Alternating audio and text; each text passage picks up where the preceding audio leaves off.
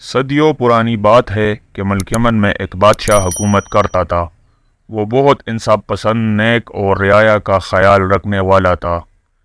بادشاہ کا وزیر بہت دانا، عقل مند تھا۔ وہ بادشاہ کو اچھے اچھے مشورے دیتا جو رعایا کے لیے بہت فائدہ مند ہوتے۔ وزیر بہت ضعیف ہو چکا تھا۔ وہ بادشاہ کے والد کا بھی وزیر رہا تھا۔ اس نے ایک دن بادشاہ سلامت سے کہا کہ اب میری صحت اجازت نہیں دیتی، آپ کوئی نوجوان ذہین وزیر رکھ لیں، مگر بادشاہ اس کے لیے تیار نہ تھا۔ بادشاہ نے کہا، وزیر محترم، آپ کی موجودگی میں کسی وزیر اعظم کا سوچا بھی نہیں سکتا۔ آپ جیسا عقل مند اور ذہین وزیر مجھے کہیں نہیں ملے گا۔ بادشاہ سلامت میں اپنی زندگی میں ایک اچھا اور ذہین وزیر دے کر جانا چاہتا ہوں۔ آپ رعایا میں اعلان کر دے، میں ان کا امتحان لوں گا اور کامیاب ہونے والے کو آپ وزیر رکھ لے۔ پس بادشاہ نے اعلان کروا دیا کہ بادشاہ کو ایک نوجوان ذہین وزیر کی ضرورت ہے۔ ملک بھر سے درجنوں افراد دربار میں پہنچ گئے۔ وزیر نے ہر شخص کو 3 دینار دیتے ہوئے کہا کہ وہ سوالوں کے جواب چاہیے، اگر جواب مل جائے تو دربار میں آ جائے، ورنہ آنے کی زحمت نہ کرے۔ انسانی زندگی میں خون کا اثر زیادہ ہوتا ہے یا صحبت کا؟ دوسرا سوال، اب ہے تب ہوگا، نہ اب ہے نہ تب ہوگا۔ دونوں سوال سن کر سبھی اپنے اپنے علاقوں میں چلے گئے۔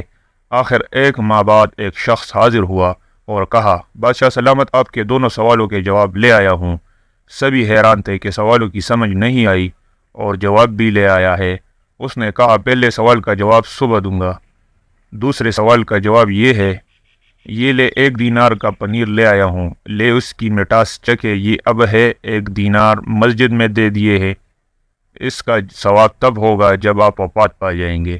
اور تیسرا دینار ایک سوداباز کو دیتے ہیں، نہ فائدہ اب ہے اور نہ مرنے کے بعد تب ہوگا۔ بادشاہ نے وزیر کی طرف دیکھا، اس نے سر ہلا دیا گویا ٹھیک ہے۔ اگلے دن ابھی بادشاہ سو رہا تھا، اچانک آواز آئی، چلو بھی اٹھو اور نماز کا وقت ہو گیا ہے۔ بادشاہ حیران رہ گیا کہ یہ طوطا کہاں سے آیا ہے اور نماز پڑھنے کا کہہ رہا ہے۔ یوں 10-12 دن طوطا بادشاہ کو بیدار کرتا رہا۔ بادشاہ کو اچھا لگنے لگا۔ ایک دن اچانک آواز آئی، اٹھو ہڈارامو، طبلہ بجاؤ، سارنگی بجاؤ، چلو اٹھو ہڈارامو، طبلہ۔ بادشاہ کو بہت غصہ آیا کہ طوطے نے کیا حرکت کی ہے۔ اس نے تالی بجائی اور خادم حاضر ہوا۔ اس نے حکم دیا، اس نامراد کو پکڑو، جب دربار لگے تو اسے پیش کرنا کہ کس کی اتنی جرت۔ خادم طوطا لے کر چلا گیا۔ جب دربار لگا، بادشاہ نے حکم دیا، طوطے کو یہ الفاظ کس نے سکھائے؟ پہلے نماز کا کہتا تھا، اب طبلہ اور سارنگی کا کہہ رہا ہے۔ وہی نوجوان اٹھا۔ اس نے سر جھکاتے ہوئے کہا، بادشاہ سلامت، یہ آپ کے پہلے سوال کا جواب ہے۔ یہ ایک نہیں 2 طوطے ہیں۔ ایک طوطا ایک حافظ صاحب کے پاس رکھوایا تھا، وہ نماز کا کہے گا، اور دوسرا طوطا مراٹھیوں کے حرک کا تھا۔ یہ صحبت کا اثر ہے، پہلے نماز کا اور دوسرا طبلہ سارنگی کا کہے گا، حالانکہ دونوں کا خون ایک ہے اور صحبت الگ الگ۔ بادشاہ بڑا خوش ہوا۔ وزیر نے کہا، بادشاہ سلامت، اسے وزیر رکھ لے، یہ عقل مند اور ذہین ہے۔ چند ماہ بعد وزیر کا انتقال ہو گیا۔